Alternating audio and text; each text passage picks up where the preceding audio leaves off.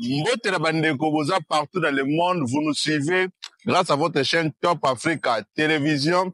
Bienvenue dans cette émission Congo mon pays. Congo mon pays, c'est une émission d'analyse sociopolitique. Congo mon pays, c'est aussi une émission d'éveil patriotique. C'est dans cette émission, nous parlons de notre cher et beau pays, la République démocratique du Congo. Mboka ya bato bakenda sango, mboka ya Patrice Emery Lumumba, mboka ya Maréchal Mobutu, mboka ya Etienne Tshisekedi wa Mulumba. Congo mon pays, une émission présentée par moi, le vôtre JR Walungwa. Je suis congolais de père et de mère, 100% des Congo, descendant direct de Simon Kimbangu. Ouais.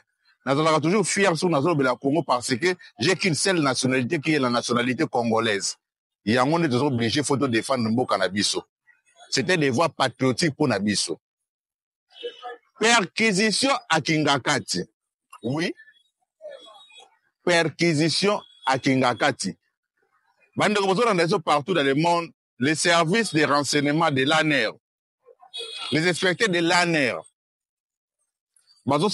une mission conjointe avec les inspecteurs de l'EMIAP. Na Kingakati, na résidence de Joseph Kabila, ancien président de notre pays, le sénateur à vie Joseph Kabila. Perquisition Ezo Salama, ce vendredi, le 18 avril 2025.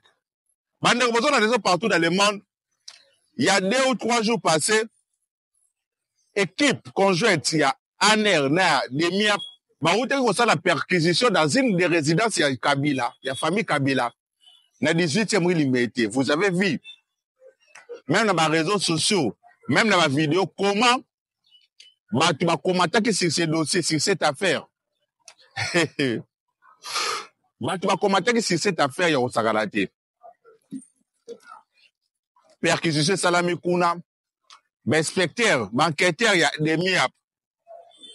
Na, il y a ANER, Bakoti, Baluki, Bazaki, n'a pas besoin qu'on luka. Après, babimi. Mais perquisition Salami n'a respect. Il y a procédure n'est Salamaka. Avocat, parce qu'ils étaient déjà notifiés bien avant. Donc, ils ont dit qu'ils ont battu matin ou bien ils ont surpris. Non. Ils ont commenté. Ils ont transformé en haut. Qu'ils ont violé le droit. Il y a 5 présidents, les sénateurs à vie. Ce n'est pas le cas. Famille Kabila Bazala qui notifié, ma responsable va s'occuper de la résidence ou à 18 Bazala qui notifié, et perquisition Salami, et Salamaki devant avocat na bango. Devant avocat et famille Kabila Bazala qui est sur place, perquisition Salami, inspecteur, il y a des mis après ANER. Baluki, oh Bazaki n'a pas besoin de Luka. Basili si Moussala n'a pas bakei. 2 jours après, ma commis les sous lettre, cette fois-ci, na gérant et Kingakati. Donc, partout dans le monde, c'est une vraie formation. Bon, il faut vérifier en haut, parce que, tu as quand tu as gérant et Kingakati est notifié que le 18, le vendredi le 18, 2025, équipe conjointe, il y a Demi Aner, ça la perquisition de la résidence, il y a Kabila, ou il y a Kingakati. Donc, préparez-vous. Votre avocat Azalawana présent. Ezalate ko baje demi appelé ba ki ko déposer ba arme kuna non. Ezalate ko biloko ba trouver kuna baje demi ba on ba ki ko poser en non. Ba notifier famille ba lobi bozalana sur place parce que tozoya pour ça la perquisition. Alors, bande ko pata ko se poser ba question objectif ya perquisition ça nini. Oyo, cette fois-ci, famille Kabila ciblée. Ma résidence, il y a Kabila ciblée. Vous devez savoir une chose, partout dans le monde. Kabila a des résidences dans ce pays presque partout. Kabila a des résidences. Ah, on a Kinshasa, Azana, ma concession, ma villa. Kabila a des résidences dans le Congo central. Azana, na Kivu, na Nord Kivu, d'ailleurs. Ou à Nord Kivu, vous êtes sécurisé par l'armée rwandaise parce que bon, besoin d'occuper zone wana. L'armée rwandaise a continué à Congo. Appuyer bien à Bahati. Appuyer bien ya Kamere. Appuyer bien il y a d'autres membres, d'autres dignitaires, ou bien d'autres fils de Nord et Sud Kivu. Au bazar dans l'institution, au bazar dans la union sacrée. Mais va protéger quand même résidence à Kabila. Bango moko ba sécuriser yango. Donc,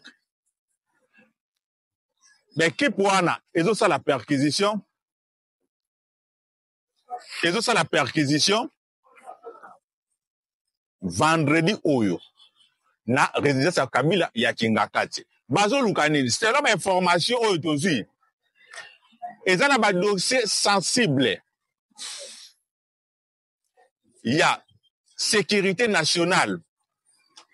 Oyo bungaki période Kabila bane ko gérer pouvoir. Abane ko gérer mboka pardon. Il y a aussi d'autres, il y a aussi des armes. Oyo gouvernement congolais à l'époque il y a Kabila ba somba ils allaient na Congo. Mais quand vous président Félix Tshisekedi a na pouvoir ba armes ana ba retrouver ngo lisusuki. Donc ils ont ba conteneur il y a ba armes. O ba somba ki période ya Kabila. Mais donc Félix Tshisekedi a pouvoir ba remarquer ba armes ana ba retrouver kango kakati. Donc ba inspecteur il y a des mis après année ba sali ba enquête ba sali ba recherche ba comprendre que ba armes ana ba kachango quelque part. Et c'est lui qui gérait le pays, c'était Joseph Kabila. Ndenge na lobaka des mis après année ba sala likambu pamba te. Ceux qui va cibler le komoko c'est que bazana d'information, c'est que bazana le komo bazoluka. On ngano peut-être to yebiti. On ngano peut-être to découvrir après. Donc, Kabila a parmi bateau, Kabila a monté à Gérard Mboka, et quand il a quitté le pouvoir, ils ont un matériel qui devait rester pour la défense nationale. Kabila mema yango. Il y a même des documents où ils ont qui réservaient secret défense. Kabila a mema yango. Et voilà les conséquences. Manger des lelo babandi banquette depuis babandi banquette ça va bazo continuer. Voilà pourquoi pour monaki mikolele ka ba interpeller qui même ba cadre PPRD. Ba bengisaki Obe Minaku, ba bengisaki Ramazani Shadari, ba bengisaki qui encore India Omari. Ba bengisaki ba kasik ebele ya PPRD. Ba audition qui bango pendant 2 jours, il y a audition. Juste parce que justice militaire à Mboka Nabilso, service à renseignement à Nabilso, basé sur l'information que Kabila a détenir de matériel où ils ont appartenir à la défense nationale. La question qu'on se pose à Bombe, voilà les raisons il y a perquisition besoin ces derniers temps. Moutou ça le bilan mais Kabila na mona commentaire de Kabila a ba résidence belé la Congo. Pourquoi quand basala perquisition na wa 18e mois ndeko nanga ba kosala ba perquisition ba résidence na nyoso mbala moko te ba yebi pourquoi ba cible qui est 18e mois ba yebi pourquoi cette fois-ci ba cible na Kingakati ba yebi pourquoi ba cible na Kingakati c'est parce que basala ba information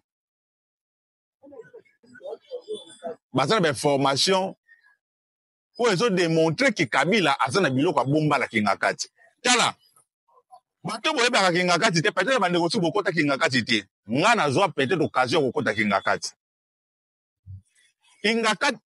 pardon c'est un état dans un état bon mon Vatican zalaka Vatican est un état dans un état donc état na kati Italie ndenge Kabila imaginer qu'il y a ça la Kingakati si il y a de belles routes na République démocratique du Congo bandeko ils ont Kingakati s'il y a de belles routes na Congo tozozanga na Kinshasa tozozanga ba route mais la Kingakati keno mona banzele za na Kingakati okondima te imaginez si tu entres na Kingakati oye na réception na bangwana bato bokuta Kingakati boyebi soki bozi ba bis na bango et même mieux banda na réception wala ti bokende peut-être na restaurant c'est là le nom Kisangani voilà Si ba même bolongo na réception tibo qui na kisangani ndeko nanga bosala 1 heure de temps de route. 1 heure de temps de route. Banda réception kisangani. Nyonso tozaka na kati kinga kati. Et 1 heure de route wana ezate ko kanga bila bambouteillage. Ezate ko pine et tobokaki. Ezate ko bodindaki na libulu no. 1 heure de route bozo tambola na nzela. Na makadam alfate bozo tambola na nzela goudronné embouteillage ezate bino moko ka boke ti bake ba memi buno kula parce que kinga ka to ko tambola ndenge moko lingite eza na place ba biso awa batambolaka koto mo tambola ezate koto eza réserve ya banyama koto eza sécurisé pour la résidence koto ya kabila eba na place ezalaka te résidence koto ya kabila pour la biso peut ko visiter kinga ka to ba place evandaka ezalaka te mais bango moko bata service ya sécurité bayebi baza na plein kinga kati bayebi place ni de ba cibler au perquisition ko salama donc Kabila tonga kinga kati comme un pays un état dans un état abobi banzela nyonso ta Congo mais atongi banzela kinga kati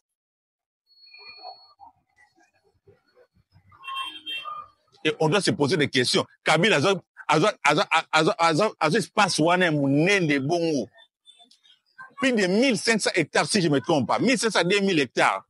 Où à Katana Congo. Azongondengenye. Ou est la actualité les lots mais problème la mission c'est les perquisitions et autres salama. Donc l'obi déjà vendredi de 18 perquisitions salama na kinga kati Kabila wana bavoka na bavoka Kabila bazala wana. Po ba à la présence ba témoin il y a perquisition ndenge ko salama. C'est comme ça que ça s'est fait. Donc ba autorité na biso ba inspecteur ya demia na aner ba respecter procédure ndenge ni nezalaka parce que Kabila quand même malgré tout ce qu'il fait pour mboka na biso bandeko vous devez savoir une chose Kabila objectif ya Kabila eza échec ya Félix Tshisekedi Kabila lingi donc il est prêt à tout pour que Kabila, Félix Tshisekedi ait échoué. Objectif ya Kabila ya ngwana. Un an atikala ngona Félix Tshisekedi ndenge abotula majorité dans l'Assemblée nationale. Ndenge ba Congolais ba linga Félix Tshisekedi. Ndenge ba PC pouvoir encore na deuxième mandat avec plus de 73%. Et le Kwana est créé un père Kabila. Et voilà tout ce qui se passe dans l'Est de la République du Congo. Kabila est responsable. C'est lui le patron de AFC, avec son frère Paul Kagame, son oncle. Donc, Banderozo Landabiso partout dans le monde, toujours rassuré les Congolais, perquisition des autres salama, avec du professionnalisme, et respecter Nabiso ya demi apne aner, Bazoya, Basali Moussana Bango, Bavoka Kabila, Barozala wana. Oyo tokomona keze l'État congolais, na perquisition wana. L'État congolais, inspecteur ya ANRD demi va récupérer en parce que c'est l'État congolais. Moi je pense que Kabila a mérité même pas tout ce qu'il a fait normalement. Kabila na nyonso Kabila zo sala pour na Congo. Justice congolaise. Comment se fait-il Corneille nanga lelo boboteli Corneille nanga ba bien na ye? Hôtel Castello boboteli justice congolaise à Botoli, justice à Botoli, ba vilane à Tchachi, ba résidence c'est surtout à Botoli. Mais il y a Kabila, lelo, tout y a Kabila, ils ont fonctionné dans la Congo. Kingaka, ils ont fonctionné, Aquas Flash, ils ont fonctionné, aussi, hôtel à Kabila, ils ont fonctionné, port ya Kabila, ils ont fonctionné, mine ya Kabila, ils ont fonctionné, tout ya Kabila, ils ont fonctionné. Or, nous le savons très bien, c'est Kabila qui est responsable de l'AFC. Donc, Momo Kabila a produit dans le Congo, il y a un qui veut financer rébellion, pour être bon, Congolais. Et moi, je me pose la question, notre ministre de la Justice, Moutamba, que justice est travailler pour rassembler ma preuve. C'est ce que ma preuve, on a nous rassembler en côté. Ce qui présente Félix, c'est que comment il a un niveau. Il y a quoi affirmer en un média que c'est le Kabila qui est le patron de l'AFC. L'AFC, c'est l'œuvre de Kabila. Sur le président Félix Tshisekedi, l'homme le mieux informé en Bokanabiso, après cette information, c'est parce qu'il était bien, il est toujours bien informé. Il a des preuves, il y a le bâtiment. Sur la preuve, ils ont le ministre de la Justice. Pour nous lancer mandat d'arrêt contre Kabila, la preuve, si vous n'avez pas de preuves, vous que nous avons président Félix Tshisekedi, il y a le bâtiment. Ou soit, vous le président Félix Tshisekedi, c'est qui? Alors, vous savez, ce le président Félix Tshisekedi, c'est qui? Vous le banabiso vérité. Parce que c'est pas normal, Kabila, tout le monde, Congolais, Kabila est responsable de yal. Ba massacre ba Congolais na Est Congo, mais ba bien Kabila awa, ils ont fonctionné très bien. Kabila ils ont continué pour gagner centaines de millions de dollars dans Mboka na biso. Donc, moi je pense que justice congolaise côté wana faut un peu pour changer côté wana. Il faut vraiment travailler pour l'intérêt à Mboka. Voilà ce que je voulais dire. Merci beaucoup Nabandeko. Bolandi biso partout dans le monde, c'était là notre premier numéro de Congo, mon pays de Sèvres. Jeudi, le 17 avril 2025. Nous avons un deuxième numéro pour parler d'autres points d'actualité. Merci, bye.